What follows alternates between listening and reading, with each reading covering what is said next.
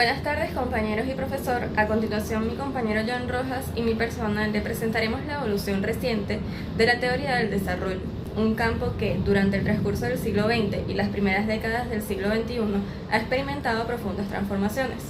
Estas transformaciones han sido una respuesta directa a los cambios estructurales de la economía global, las recurrentes crisis financieras y las sucesivas revisiones de paradigmas teóricos en la ciencia económica. Cada década ha introducido un nuevo enfoque, redefiniendo el rol asignado al Estado, al mercado, al capital humano y a la tecnología en los procesos de crecimiento.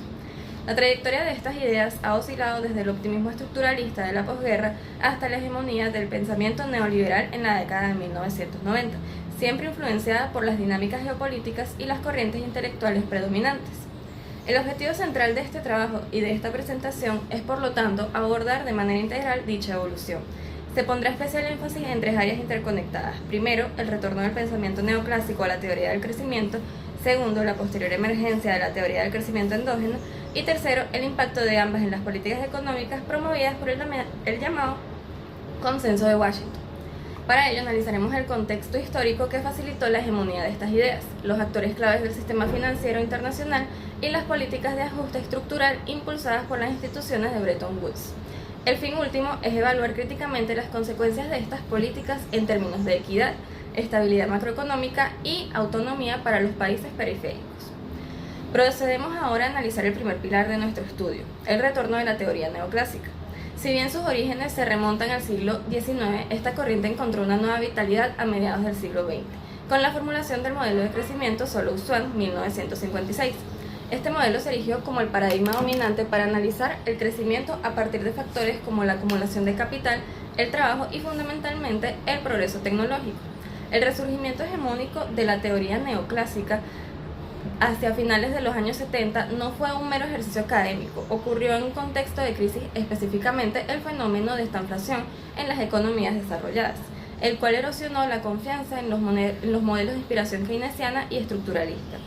Este cambio teórico convergió con una profunda transformación ideológica a nivel global, el auge del pensamiento neoliberal, que abogaba por la liberalización financiera y comercial y manifestaba una creciente desconfianza hacia la intervención estatal.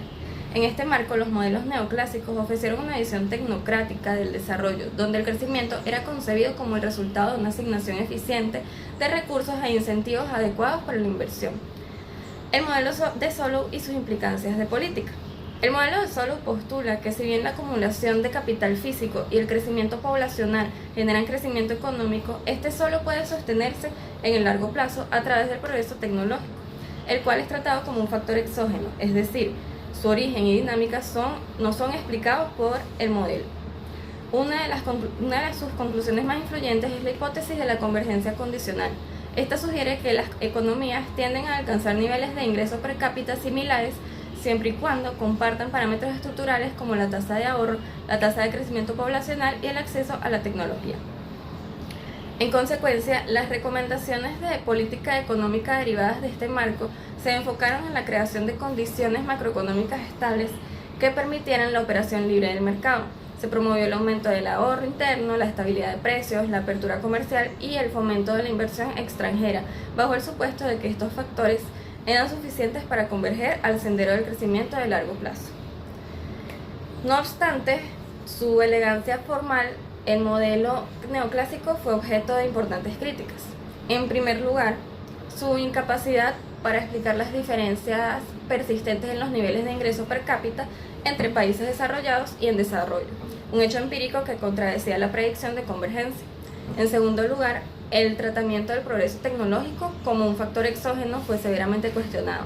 Este supuesto ignora que la capacidad de innovación y adopción de tecnología varía significativamente entre economías y depende de factores endógenos como el capital humano o la infraestructura.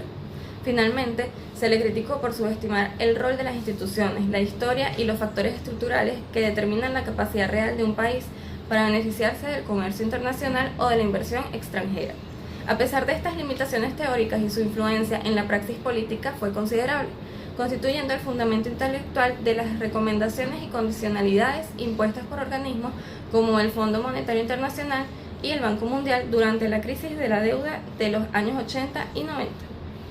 Habiendo establecido las limitaciones del modelo neoclásico, la exposición se dirige ahora hacia la principal respuesta teórica que surgió a partir de ellas, la teoría del crecimiento endógeno. Esta corriente de pensamiento, que emergió en la década de 1980, se propuso internalizar el motor del crecimiento a largo plazo. A diferencia del modelo de Solow, que trataba el progreso tecnológico como un fenómeno exógeno, teóricos como Paul Romer, Robert Lucas y Philippe Agnew postularon que la innovación tecnológica y la acumulación de capital humano de hecho son procesos endógenos, resultantes de decisiones de inversión y de políticas públicas deliberadas.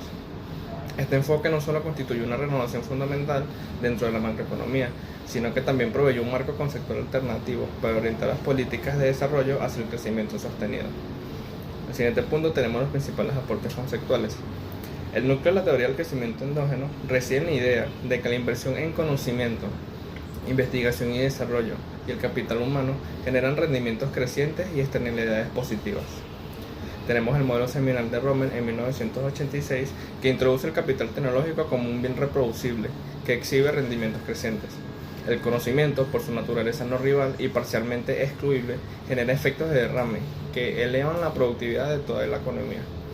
Por su parte, Robert Lucas, en 1988, enfatizó el rol del papel del capital humano, argumentando que la acumulación de habilidades no solo incrementa la productividad individual, sino que genera externalidades positivas a nivel agregado, integrando así la educación y la capacitación como variables centrales del crecimiento.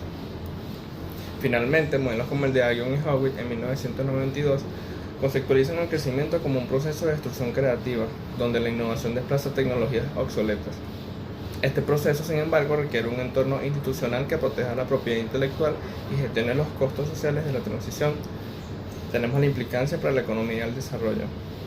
Desde la perspectiva del desarrollo, esta teoría supuso un giro paradigmático y la atención se desplazó desde la mera acumulación del capital físico hacia la creación de capacidades endógenas. Y esto implica la estrategia de desarrollo debe trascender la estabilización económica para fomentar activamente la innovación y la apropiación del conocimiento. En consecuencia, se revalorizó el papel del Estado como un agente facilitador de desarrollo, justificando intervenciones estratégicas en áreas como la política de ciencia y tecnología, la protección de la propiedad y la coordinación público-privada. Esta visión contrasta marcadamente con el rol minimalista del Estado promovido por el marco neoclásico. Tal fue su influencia que hacia finales de los 90 la narrativa de los organismos multilaterales comenzó a incorporar estos conceptos, ampliando el menú de reformas estructurales para incluir mejoras en la gobernanza y en los sistemas nacionales de innovación. Pasamos a las críticas y sus limitaciones. A pesar de sus avances, esta teoría no está exenta de las críticas. Se argumenta que sus modelos son a menudo demasiado abstractos y de aplicabilidad limitada, si no se ponderan los contextos históricos y estructurales de los países en desarrollo. Asimismo, se advierte contra una confianza excesiva a las externalidades del conocimiento, que puede llevar a subestimar las barreras reales que enfrentan las economías periféricas para generar y, sobre todo, apropiarse de dicho conocimiento. Finalmente, si bien se reconoce el rol del Estado, la teoría no siempre aborda las complejas condiciones políticas e institucionales requeridas para garantizar su actuación eficaz. Pasamos ahora del plano teórico al contexto histórico que moldeó la aplicación de estas ideas. El periodo comprendido entre 1982 y 1996 fue testigo de una reestructuración global económica, cuyo catalizador fue la crisis de la deuda externa y que culminó con la consolidación de un paradigma de desarrollo dominado por el capital financiero. Este lapso se caracteriza por una transición forzada desde modelos de desarrollo con fuerte intervención estatal hacia un consenso liberal, centrado en la estabilización, la apertura y la desregulación, redefiniendo así las políticas de desarrollo en función de la eficiencia del mercado. Tenemos como punto la crisis de la deuda de 1982 y sus consecuencias estructurales. El estallido de la crisis en 1982 con la moratoria de pagos en México reveló la profunda vulnerabilidad de las economías en desarrollo. Esta crisis fue multicausal. Una acumulación de la deuda externa durante los años 70, facilitada por la liquidez internacional, se tornó insostenible ante la alza abrupta de las tasas de interés en Estados Unidos y la caída de los precios de las materias primas. Las consecuencias fueron una prolongada recesión, conocida en América Latina como la década perdida, y un profundo deterioro de los indicadores sociales. Más importante aún, la crisis provocó una ruptura paradigmática, significó el colapso de las estrategias de industrialización por sustitución de importaciones y del modelo del Estado desarrollista. Bajo la ejida de los acreedores internacionales, principalmente el FMI y el Banco Mundial, se impusieron los programas de ajuste estructural que condicionaban el acceso a nueva financiación a la adopción de un paquete de reformas pro mercado. Tenemos como punto el ascenso al capital financiero y la globalización. A partir de los 90, la liberación de los flujos de capital y la desregulación financiera dieron lugar a una globalización financiera sin precedentes. El capital financiero adquirió una primacía indiscutible y los mercados emergentes se integraron rápidamente a los circuitos internacionales, aunque en condiciones de alta vulnerabilidad. En este nuevo orden, el concepto de desarrollo fue redefinido como la capacidad de un país para atraer capital externo y mantener la confianza de los mercados. Esto otorgó un poder estructural a los actores como los inversionistas institucionales y las agencias de calificación de riesgo y desplazó los objetivos de desarrollo desde la industrialización y la equidad hacia la estabilidad macroeconómica y la disciplina fiscal. También tenemos las consecuencias sociales y políticas, ya que este giro paradigmático tuvo profundas consecuencias. Si bien se lograron ciertos objetivos de estabilización, los costos sociales fueron elevados. Hubo privatizaciones masivas, recortes del gasto público, flexibilización laboral y un notorio aumento de la pobreza y la desigualdad. Políticamente, el rol del Estado se reconfiguró, pasó de ser un motor del desarrollo a un garante de la rentabilidad del capital y de los contratos, a menudo en detrimento de sus funciones sociales. Esta transformación fue particularmente visible en América Latina, con la consolidación del discurso neoliberal. Sin embargo, la legitimidad de este modelo comenzó a erosionarse hacia finales de la década, debido tanto a sus adversos efectos sociales como a la secuencia de las crisis financieras, que expusieron la fragilidad del sistema del orden financiero global y la necesidad imperativa de repensar el papel de las instituciones en la promoción de un desarrollo estable y equitativo. Prosiguiendo con nuestro análisis, es imperativo identificar a los actores clave que configuran el sistema financiero internacional y el régimen de comercio mundial. Estos actores, tanto institucionales como privados, no solo medían los flujos de capital y bienes, sino que establecen las normas y directrices que condicionan las trayectorias de desarrollo de las naciones. La distribución de poder entre ellos es marcadamente asimétrica, reflejando las jerarquías del sistema internacional. Tenemos los organismos multilaterales, instituciones de Bretton Woods y sucesores, empezando con el Fondo Monetario Internacional. Creado en 1944, su mandato original era garantizar la estabilidad del sistema monetario. Hoy opera como prestamista de última instancia para países con crisis de balanza de pagos. Su principal instrumento de influencia es la condicionalidad asociada a sus préstamos, materializada en programas de ajuste estructural que han moldeado profundamente las políticas económicas nacionales. Adicionalmente, ejerce una influencia normativa a través de sus publicaciones y misiones de supervisión, como el World Economic Outlook. Tenemos el Banco Mundial. Concebido para la reconstrucción de posguerra, su misión derivó hacia el financiamiento de proyectos de desarrollo. Ha sido un vehículo central para la difusión de políticas pro mercado, visible en iniciativas como el informe Doing Business. A pesar de su rol en la financiación del desarrollo, se le ha cuestionado por priorizar criterios de eficiencia económica por sobre la equidad social y la sostenibilidad. La Organización Mundial del Comercio, sucesora del GATT desde 1995, constituye el marco legal del comercio internacional. Su objetivo es la liberalización comercial a través de negociaciones multilaterales y un sistema de solución de controversias. Las críticas se centran en el sesgo de sus normativas a favor de los países desarrollados, la limitación del espacio de políticas industriales para los países en desarrollo y el estancamiento de la ronda de Doha, que evidencia las tensiones estructurales de la gobernanza comercial. Por otro lado, tenemos los actores financieros privados. Empezamos por bancos internacionales y fondos de inversión. Actores como hedge funds o los grandes conglomerados bancarios movilizan volúmenes masivos de capital. Su lógica, a menudo especulativa y cortoplacista, genera una considerable volatilidad en los mercados emergentes y entra en tensión directa con la necesidad de inversión a largo plazo para el desarrollo. Agencias de calificación crediticia. Entidades como Moody's, Standard & Poor's y Fitch poseen un poder estructural al evaluar el riesgo soberano, influyendo directamente en el costo de financiamiento de sus países. Sus metodologías, aunque presentadas como técnicas, han sido criticadas por contener un sesgo ideológico que premia la austeridad fiscal, limitando la autonomía de las políticas públicas. Su credibilidad fue severamente cuestionada tras la crisis financiera del 2008. Por último, tenemos organizaciones regionales y nuevos actores. Los bancos regionales de desarrollo Instituciones como el BID, la CAF o el BEI complementan la arquitectura financiera global, ofreciendo financiamiento más adaptado a las realidades regionales. Bancos emergentes. La creación de entidades como el Banco Asiático de Inversión en Infraestructura, BAI, y el nuevo Banco de Desarrollo, NBD, de los BRICS, representa un desafío directo al monopolio de las instituciones de Bretton Woods, ofreciendo alternativas de financiamiento con una condicionalidad potencialmente distinta. Sociedad civil y think tanks.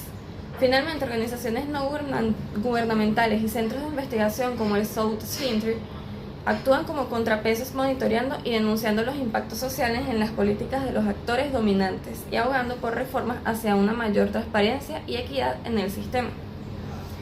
Pasamos al otro punto, el consenso de Washington y su interacción con la teoría del crecimiento endógeno. En este punto, la presentación converge en el paradigma de política económica que dominó las décadas de 1980 y 1990, el consenso de Washington. Analizaremos sus principios y su compleja interacción con la teoría del crecimiento endógeno, que emergía simultáneamente en el ámbito académico. El consenso de Washington y principios y críticas. El término, acuñado por el economista John Williamson en 1989, describe un decálogo de reformas económicas promovidas por las instituciones de Washington. Sus pilares eran la disciplina fiscal, la liberalización del comercio y de los flujos del capital y la privatización de empresas públicas. Este conjunto de políticas trascendió lo meramente técnico para convertirse en una visión normativa del desarrollo que postulaba la integración en la economía global bajo reglas neoliberales y la restricción del rol del Estado a funciones mínimas. En la práctica, esto se tradujo en el desmantelamiento de aparatos productivos estatales y en una profunda contracción del gasto social. Las críticas articuladas por académicos como Joseph Stiglitz y Danny Rodrik fueron contundentes. Se argumentó que el consenso ignoraba las precondiciones institucionales, políticas y sociales para el funcionamiento eficaz de los mercados. Empíricamente, los resultados fueron, en muchos casos, decepcionantes. Se observó un crecimiento volátil, un aumento de la desigualdad y un debilitamiento de las capacidades estatales. La teoría del crecimiento endógeno, una visión complementaria. En contraste, la teoría del crecimiento endógeno de Romer y Lucas sostenía que el crecimiento sostenido no es un resultado automático de la estabilización, sino que es impulsado internamente por la acumulación de conocimiento, la innovación y el capital humano. Este enfoque revalorizaba el papel de las externalidades positivas de inversión I+D y la educación. Conceptualmente, la teoría endógena justificaba un rol para las políticas públicas activas en la promoción de estos factores, un punto de clara divergencia con el minimalismo estatal del consenso de Washington. Convergencias y tensiones hacia un post-consenso. Pese a sus diferencias, la teoría del crecimiento endógeno no sustituyó el consenso, sino que fue parcialmente absorbida por él, dando lugar a una agenda de segunda generación, a veces denominada post-consenso. La influencia se hizo visible cuando instituciones como el Banco Mundial comenzaron a incorporar en su discurso la importancia de las buenas instituciones, la gobernanza y el capital social.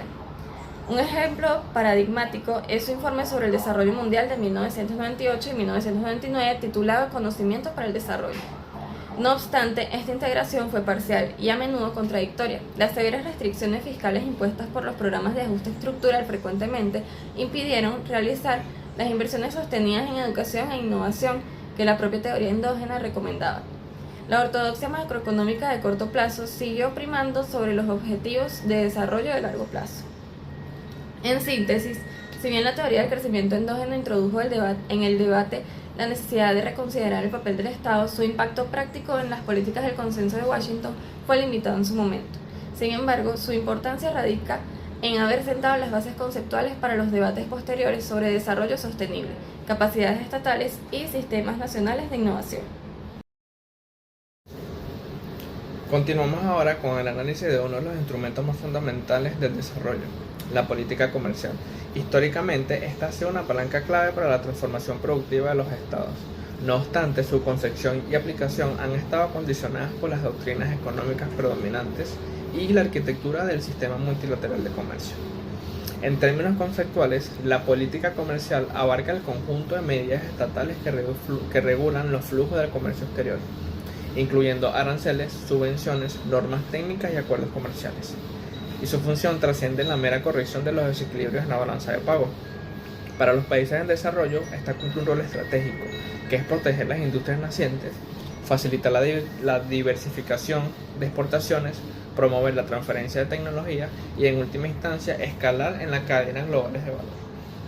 Tenemos la evolución histórica que va desde la sustitución de importaciones a la liberación. Históricamente, esta política ha transitado por dos fases marcadamente distintas. La primera fase es la estrategia de sustitución de importaciones.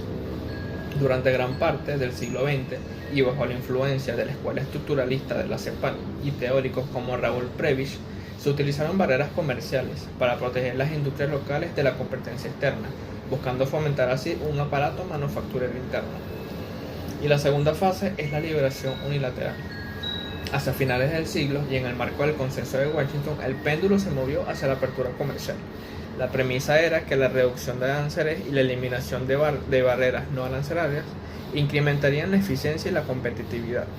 Los resultados de esta liberación fueron, sin embargo, dispares y a menudo muy problemáticos, resultando en procesos de desindustrialización prematura y una mayor vulnerabilidad externa. Como argumentaría Dani Rodrik, la liberación comercial por sí sola no es una panacea. Su éxito depende de cómo se integre en una estrategia más amplia de transformación productiva. Ahora pasamos al marco regulatorio actual y las nuevas perspectivas. El margen de maniobra para la política comercial hoy se encuentra constreñido por el marco normativo de la Organización Mundial del Comercio y una profusa red de acuerdos de libre comercio bilaterales y regionales. Estas normativas, particularmente en áreas como subsidios o propiedad intelectual, limitan el uso de herramientas que históricamente fueron utilizadas por hoy los países desarrollados para su propia industrialización. Frente a este escenario han resurgido enfoques más pragmáticos, que uno vendría siendo la inserción inteligente. Esta implica una estrategia selectiva que prioriza los sectores con potencial, fomenta la creación de cadenas de valor y utiliza los instrumentos comerciales de una manera coordinada con una política industrial activa. Tenemos el regionalismo activo, que iniciativas como Mercosur o la Alianza del Pacífico buscan construir comercios regionales resilientes y aumentar el poder de negociación de los países frente a bloques externos. En esta línea, la CEPAL ha propuesto combinar la apertura externa con políticas de desarrollo productivo enfocadas en la innovación. Se reconoce así que el comercio puede ser un potente vector de desarrollo, pero solo si se articula con las inversiones domésticas en capital humano, ciencia, tecnología e infraestructura. Finalmente, nuestra exposición aborda las políticas de estabilización y ajuste estructural, que definían una trayectoria económica de gran parte del sur global durante las décadas de 1980 y 1990, promovidas por el FMI y el Banco Mundial. Su objetivo declarado fue restablecer el equilibrio macroeconómico, pero sus efectos sistémicos generaron un profundo debate sobre sus costos y beneficios.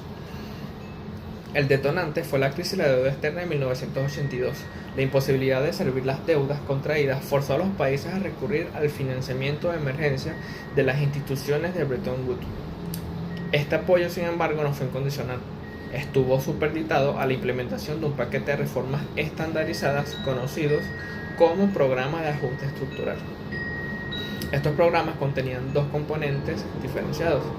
El primero fueron las políticas de estabilización a corto plazo, enfocadas en el control de la inflación y el déficit fiscal.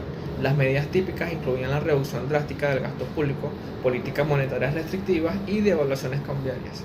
Si bien lograron frenar procesos hiperinflacionarios, en ciertos casos el costo fue una severa recesión económica. Y segundo, las políticas de ajuste estructural, que eran a largo plazo, orientadas a reconfigurar el modelo de desarrollo hacia una economía de mercado abierto. Sus ejes fueron la privatización de empresas públicas, la apertura comercial y financiera, la desregularización de los comercios y la flexibilización laboral. La lógica subyacente era la superioridad del mercado como mecanismo de asignación de recursos. Ahora, los impactos económicos y sociales. El balance de estas políticas es sumamente controvertido. Si bien se alcanzaron algunas metas macroeconómicas, los impactos sociales y productivos fueron en gran medida negativos y regresivos.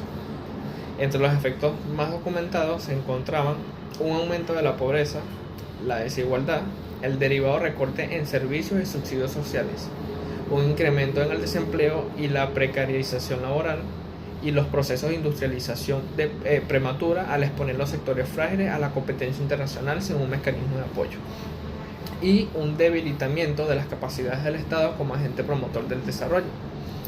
La CEPAL caracterizó este periodo como una década perdida por América Latina. La crítica fue resumida por el premio Nobel de Joseph Stiglitz, quien señaló que el problema no solo fueron las políticas en sí, sino el enfoque dogmático y ahistórico con que fueron impuestas, sin considerar las especificaciones institucionales de cada país. Luego vieron las reformulaciones posteriores. Ante la evidencia de sus efectos adversos, a finales de los años 90, el FMI y el Banco Mundial reformularon su enfoque, reemplazando los PAEs por los documentos de estrategia de lucha contra la pobreza. No obstante, numerosos análisis argumentan que, si bien se incorporó el lenguaje de la participación social y las metas de desarrollo, el núcleo de la ortodoxia macroeconómica, la disciplina fiscal y la liberación, permaneció en gran medida intacto, sin una reconsideración profunda del modelo de desarrollo subyacente. Abordamos ahora un concepto central en la praxis del desarrollo de las últimas décadas, las denominadas buenas prácticas. Promovidas por la IFI, estas recomendaciones se presentaron como una guía técnica y normativa para alcanzar la estabilidad y el crecimiento. Sin embargo, en la práctica operaron como un modelo estructurado de reformas económicas con profundas implicaciones para la soberanía nacional. Origen y contenido. El consenso de Washington. El acervo de estas buenas prácticas emana directamente del marco del Consenso de Washington, término acuñado por John Williamson para describir el paquete de reformas consideradas óptimas por las instituciones basadas en Washington, D.C. Este decálogo incluía, entre otros puntos, disciplina fiscal, liberalización financiera y comercial, privatización de empresas estatales y desregulación de los mercados. Estas políticas se promovieron con un carácter de universalidad, pese a responder a una lógica neoliberal específica y a una visión del desarrollo centrada exclusivamente en la eficiencia del mercado. Mecanismos de evaluación y difusión. Para medir el cumplimiento de estas prácticas, las IFI desarrollaron herramientas de evaluación que operaban como mecanismos de disciplina. El índice Doing Business del Banco Mundial, por ejemplo, evaluaba positivamente la baja regulación y la flexibilidad laboral, incentivando una carrera hacia el fondo en materia regulatoria. El FMI aplicaba criterios cuantitativos estrictos en sus programas de financiamiento, estableciendo metas fiscales y reformas estructurales como parte de su condicionalidad. Se impulsaron además marcos de buen gobierno, promoviendo la independencia de los bancos centrales y la transparencia fiscal, conceptos que, aunque válidos, se enmarcaban en una agenda que buscaba limitar el rol discrecional del Estado. Críticas al enfoque de las buenas prácticas. Este enfoque fue objeto de severas críticas desde la academia y organismos como la CEPAL. Las principales objeciones son su uniformidad y rigidez. Las recetas se aplicaban de manera estandarizada, ignorando las especificidades históricas y estructurales de cada nación. La reducción del rol del Estado. Se promovió un desmantelamiento de las capacidades estatales sin construir una institucionalidad de mercado robusta que garantizara la equidad. Sus consecuencias sociales regresivas. La evidencia demostró que muchas de estas reformas exacerbaron la desigualdad y la pobreza. Su limitada efectividad económica. El crecimiento de muchos de los países que siguieron el recetario fue, en el mejor de los casos, modesto y volátil. Como lo resume Joseph Stiglitz, el problema no radicaba en las políticas per se, sino en su imposición dogmática sin un análisis contextual ni políticas sociales complementarias. Reformulaciones recientes.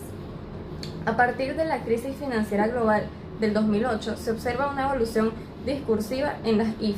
Se han incorporado conceptos como crecimiento inclusivo y desarrollo sostenible. Las nuevas recomendaciones incluyen fortalecer sistemas tributarios progresivos, impulsar políticas anticorrupción e invertir en capital humano y desarrollo verde. No obstante, persiste un debate académico sobre la profundidad de este cambio y si la lógica fundamental de la condicionalidad y la intervención de las IFI se ha modificado sustancialmente. Para concluir este recorrido por las teorías y políticas del desarrollo, desde la década de 1980 nos ha permitido observar una profunda transformación. Presenciamos el retorno de los enfoques neoclásicos y el posterior surgimiento de la teoría del crecimiento endógeno, que reformularon el entendimiento sobre el papel del conocimiento y las instituciones. Sin embargo, hemos argumentado que estas transformaciones teóricas no ocurrieron en un vacío. El contexto histórico de la crisis de la deuda y el auge del capital financiero crearon las condiciones para la imposición de un nuevo paradigma global, donde instituciones como el FMI, el Banco Mundial y la OMC asumieron un rol preponderante como arquitectos de las reglas del juego. El consenso de Washington fue el estandarte de esta era, Bajo un ropaje de recomendaciones técnicas y neutrales, se implementó una agenda de reforma estructural que utilizó la política comercial y las medidas de estabilización para reconfigurar el rol del Estado y la inserción de las economías en el orden global, a menudo ignorando las particularidades nacionales. Las consecuencias de este modelo, especialmente en América Latina y África, revelaron severas limitaciones y sus altos costos sociales, lo que generó el paulatino giro en el debate. Hoy se reconoce la necesidad de revalorizar el papel de un Estado capaz de promover instituciones inclusivas y de situar la equidad como un objetivo central del desarrollo. En definitiva, este análisis demuestra que el desarrollo no puede ser reducido a un proceso técnico de acumulación de capital o la adopción de un paquete de políticas correctas. Es fundamentalmente un proceso político. Implica disputas sobre la distribución del poder, sobre el acceso a los frutos del crecimiento y sobre el tipo de sociedad que se aspira a construir. Como nos recuerda elocuentemente el premio Nobel Amartya Sen, el desarrollo en su ascensión más profunda no es más que la expansión de las libertades reales de las que las disfrutan los individuos, y no meramente el incremento del ingreso per cápita. Y con esta poderosa idea sobre el desarrollo como libertad, doy por finalizada nuestra intervención. Quiero agradecerles a todos y en especial al profesor por su tiempo y su atenta escucha. Ahora con mucho gusto abrimos el espacio para sus preguntas o reflexiones.